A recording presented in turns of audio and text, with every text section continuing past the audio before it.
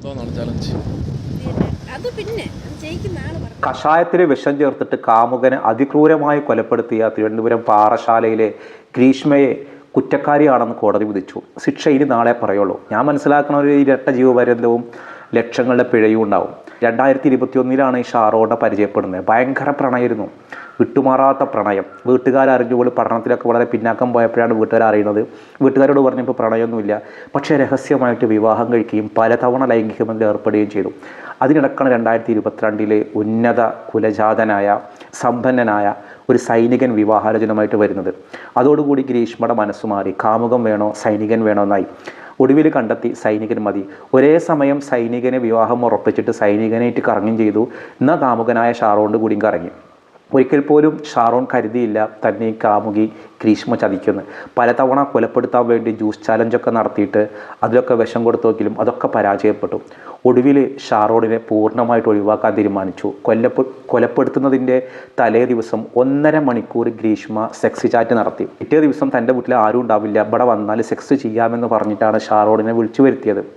എന്നിട്ടാണ് അവൻക്ക് ഈ കഷായത്തിൽ ഈ വിഷം കലക്കിയിട്ട് കൊടുക്കുന്നത്. വിഷം ഭയങ്കര കയ്പായിട്ട്, കഷായം ഭയങ്കര കയ്പായിട്ട് തോന്നിയപ്പോൾ ജ്യൂസും കൊടുത്തു. ഒരു മധുരം ഉണ്ടാകാൻ വേണ്ടി ജ്യൂസും കൊടുത്തു. അങ്ങനെ അവിടെ നിന്ന് പോണ വഴിയിലാണ് ഭയങ്കര ഛർദ്ദിക്കാൻ തുടങ്ങി. അങ്ങനെ ഹോസ്പിറ്റലിൽ കൊണ്ടുപോയി. വായലൊക്കെ ആകെ വ്രണങ്ങൾ, ആന്തരികാവയവങ്ങളൊക്കെ തകർന്നു. അപ്പോൾ പോലും ഷാറോൺ സംശയിച്ചില്ല തന്നെ കാമുകി ചതിക്കുകയായിരുന്നെന്നോ തനിക്ക് വിഷം തന്നെന്നോ അവൻ മനസ്സിലാക്കിയിരുന്നില്ല. മരണപ്പെടുന്നതിൻ്റെ തലേ ദിവസമാണ് പല ഹോസ്പിറ്റലിൽ കൊണ്ടുപോയിട്ട് ഒടുവിൽ തിരുവനന്തപുരം മെഡിക്കൽ കോളേജിൽ വെച്ചിട്ടാണ് ഈ മരണം സംഭവിക്കുന്നത്. ഷാറോൺ മരിക്കുന്നത് 2022 ഒരു ഒക്ടോബർ 27 28 മരണം. ഒക്ടോബർ 17 ഈ ഒരു വിഷം കൊടുത്തതൊക്കെ ഉണ്ടായത്.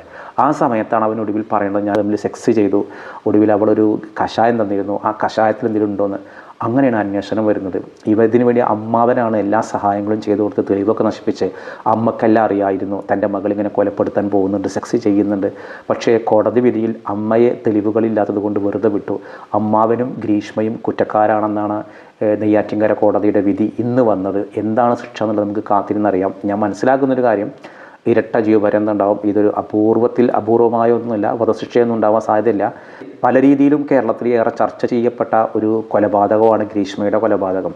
അതൊരുപാട് പിന്നെ ട്രോളുകളൊക്കെ ഉണ്ടായി. ജ്യൂസ് കൊടുത്തിട്ടും കഷായം കൊടുത്തിട്ടും ആളുകളെ കൊല്ലുന്ന രീതിയിൽ.